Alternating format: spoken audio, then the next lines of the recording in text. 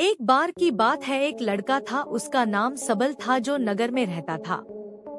वह अपने जीवन से बहुत निराश था। उनकी निराशा का कारण यह था कि वह अब तक अपने जीवन में कुछ नहीं कर रहा था। उसके माता पिता उसे ताने मारते थे कि आपके सभी मित्र कुछ न कुछ कर रहे हैं, लेकिन आप अभी भी घर बैठे हैं। दोस्तों के बीच भी अक्सर उनका मजाक उड़ाया जाता था। वह कहीं जाता तो लोग उससे पूछते कि आप क्या कर रहे हैं। उसे यह बताने में भी शर्म आ रही थी। वह कुछ नहीं कर रहा था। धीरे धीरे उसने रिश्तेदारों से मिलना जुलना कम कर दिया और लोगों से मिलना भी बंद कर दिया। वह ज्यादातर समय घर पर ही रहता है। वह अकेला रोता है और भगवान को कोसता है और अपनी किस्मत को दोष देता है। अब उसे अपना जीवन बोझ लगने लगा था। कभी कभी वह सोचता कि कब वह कुछ करने के योग्य बनेगा, और फिर वह सोचता कि जिंदा रहने से अच्छा मर जाना है। एक दिन वह अपने नगर की एक गली से गुजर रहा था। तभी उसने देखा कि एक उपदेशक दुख और परेशानियों पर उपदेश दे रहा है। वह भी उसी भीड़ में सबसे पीछे बैठ गया और गुरु के प्रवचन सुनने लगा। उपदेशक कह रहा था, दुख एक शिक्षक की तरह है जो हमें जीवन की सच्चाई दिखाता है और हमें जीने का सही तरीका सिखाता है। आप चाहें तो जिंदगी जीना भी सीख सकते हैं। गुरुजी उपदेश दे रहे थे कि तुम चाहो तो कुछ भी हासिल कर सकते हो, और अगर चाहो तो एक कोने में बैठकर रो सकते हो। इन सभी बातों को सबल ध्यान से सुन रहा था, लेकिन शिक्षक की यह बातें पसंद नहीं आई। उसने खड़े होकर कहा कि कुछ भी सिखाने से दुख दूर नहीं होता। इसमें केवल दर्द होता है। दुख की पीड़ा अनंत है। ऐसा लगता है कि इसके बाद कुछ होने वाला नहीं है। इससे कुछ भी फर्क नहीं पड़ता है। इसके सामने तो मौत भी छोटी लगती है। उपदेशक ने कहा, फिर तुम्हारा दुख क्या है? सबल ने उसके सामने अपनी सारी व्यथा सुनाई और पूछा, मेरे दुख का कोई उपाय है तुम्हारे पास? यह सुनकर शिक्षक मुस्कुराए और बोले, तुम उस दिन मेरे पास आओ जब आपके जीवन में वास्तविक दर्द हो। मैं आपकी समस्या का समाधान अवश्य करूंगा। यह कहकर गुरु वहां से चला गया। सबल ने सोचा, कहीं मेरा दुख नकली तो नहीं है? क्या मैं जिस दर्द से गुजर रहा हूँ वह नकली है? मेरा दुख कोई नहीं समझ सकता। जब माँ बाप नहीं समझते तो गुरु क्या समझेगा? उनके दुखों से व्यथित होकर सबल ने एक फैसला लिया कि अब वह कुछ करेगा। सबल ने एक छोटा व्यवसाय शुरू किया, पर उसे सफलता नहीं मिल रही थी। लेकिन उसके घरवाले पूछते हैं कि क्या वह कुछ कोशिश कर रहा है। वह अपने व्यवसाय में लगा रहा और धीरे धीरे उन्हें सफलता मिलने लगी। फिर उसने गति पकड़ी और केवल 3 साल के अंदर ही वह एक बड़ा बिजनेसमैन बन गया। अब सबल के आसपास ऐसे कई लोग थे जो उसकी परवाह करता था, जो उससे प्यार करता था। अब उनके परिवार के सदस्य भी उसकी तारीफ करते नहीं थक रहे थे। दिन ब दिन उसके मित्रों की संख्या बढ़ती जा रही थी। अब वह अपनी जिंदगी से बहुत खुश था। उनके कुछ दोस्तों ने उन्हें सलाह दी कि जब आप एक बड़ा बिजनेसमैन बनकर बहुत खुश हैं, तो सोचिए आपको कितनी खुशी होगी अगर आप इस शहर और इस राज्य के सबसे बड़े बिजनेसमैन बन जाते हैं। कितने लोग आपसे जुड़ना चाहेंगे, आपकी कितनी बड़ी ख्याति होगी, और स्वयं राजा भी आपसे दोस्ती करना चाहेंगे और जरूरत पड़ने पर ही आपसे पैसे उधार लेंगे। दोस्तों की यह बात सबल के मन में घर कर गई। अब वह और पैसे कमाने की कोशिश करने लगा, लेकिन उसे यह सब बहुत ही जल्दी चाहिए था। वह समय बर्बाद नहीं करना चाहता था। उनका अधिकांश समय इन चीजों को प्राप्त करने में गलाने लगा। इसलिए वह ऐसे काम करने लगा जो सही नहीं था। उसने बड़ा उधार लेना शुरू कर दिया। उसके दोस्तों से पैसे की मात्रा और अधिक मुनाफा कमाने के लालच में वह अपने माल में मिलावट करने लगा। उसने अन्य व्यापारियों के खिलाफ भी साजिश रची और उन्हें डराया धमकाया जैसा उसके दोस्त कहते थे वैसा ही करता था। वह इन तरीकों से ज्यादा पैसा कमा रहा था, पर अब उसके जीवन में पहले जैसा चैन न था। उनके मन की शांति गायब हो गई थी और वह रात को सो नहीं पाता था। वह हंगामे में रहता था। वह सब कुछ पाकर भी उन्हें किसी चीज में सुख नहीं मिल रहा था। एक दिन सबल अपनी गाड़ी में कहीं जा रहा था। तभी रास्ते में उन्हें उपदेशक का आश्रम दिखाई दिया। वह रुका और गुरु के पास जाकर बोला, संत, आपने मुझे मेरे पास आने के लिए कहा था जब मेरे जीवन में सच्चा दुख आता है। अब मैं बहुत दुखी हूँ कि मेरी नींद हराम हो गई है। मुझे कहीं भी शांति नहीं मिल रही है। इस प्रकार सबल ने अपनी सारी समस्याएं गुरु को बता दी। गुरु ने कहा, जब तुम पहली बार मुझसे मिलने आए थे तब भी तुम किसी दुख में थे। आपने उस दर्द से क्या सीखा?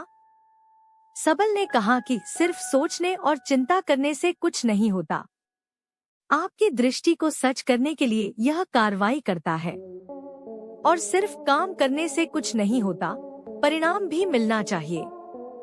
जब आपको लगता है कि आपका लक्ष्य हासिल नहीं होने वाला, तब राह में चाहे कितनी भी मुश्किलें आ जाए, मन कितना भी निराश क्यों न हो, कितना भी लगता हो कि अब कुछ नहीं होने वाला है, तभी विश्वास करें, मैं जो भी कर रहा हूँ उसमें अवश्य सफल होऊंगा। खुद पर ध्यान दो, लोगों पर नहीं। लोग केवल सफल लोगों का सम्मान करते हैं। कोई कितना भी अच्छा क्यों न हो, वह हमेशा लोगों की नजरों में बोझ बने रहते हैं। यह सब सुनकर उपदेशक मुस्कुराया और बोला, जब आपके पास है तो यह वास्तविक दुख नहीं है। अपने जीवन में वास्तविक दुख आए तब मेरे पास आओ, मैं उसे ठीक कर दूंगा। सबल ने जाते समय साधु को सोने के सिक्कों से भरा घड़ा भेंट किया। घड़े को देखकर गुरु ने कहा कि यह मेरे किसी काम का नहीं है। उस पेड़ के नीचे गड्ढा खोदकर गाड़ दो।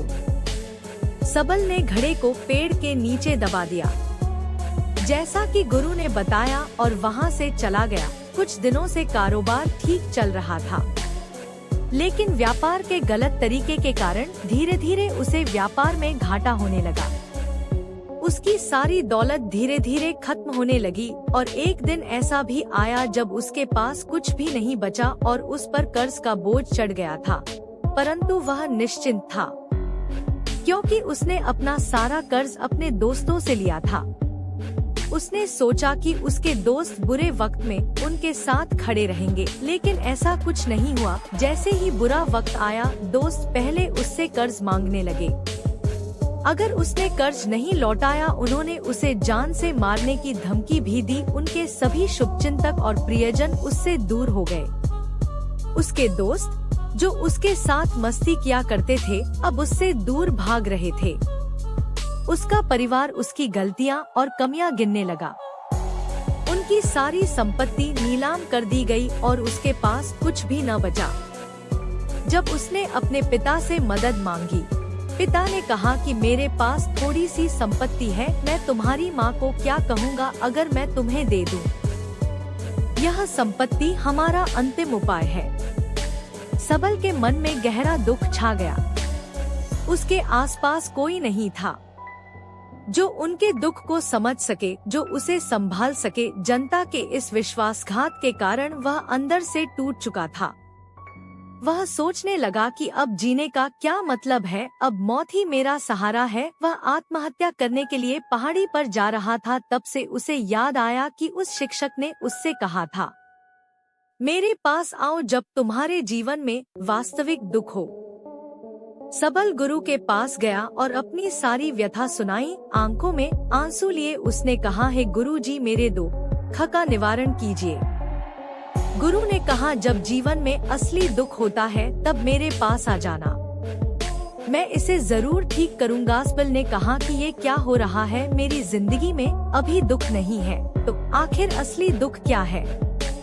गुरुजी ने सबसे कहा कि पहले आप मुझे बताओ, आपने अपने दुख से क्या सीखा? सबल ने कहा कि मैंने वह सीखा जो लोग हमारे जीवन में आते हैं, वह हमारी सफलता और प्रगति के कारण वो हमें धोखा जरूर देंगे, क्योंकि बुरे समय में वे हमारे साथ नहीं खड़े होंगे।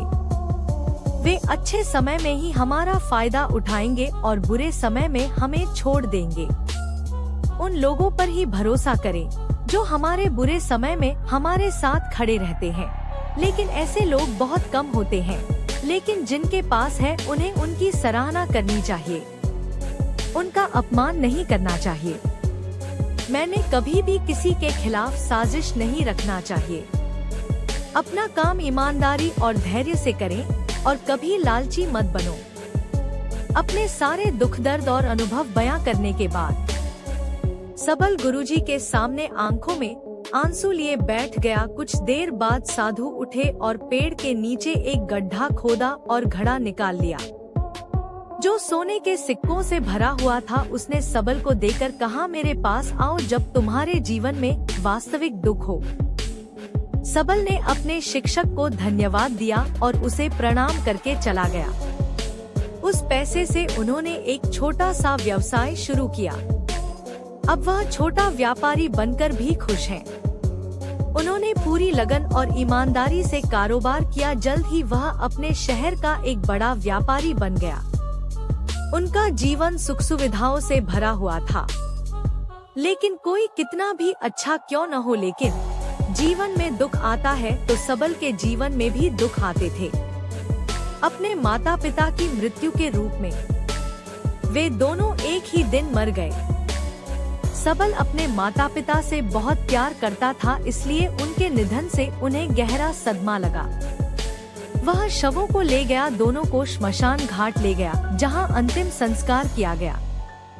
वहां उसने अपने माता पिता का शव जलता हुआ देखा तो उनका मन बेचैन हो उठा। उसके मन में कई सवाल उठने लगे।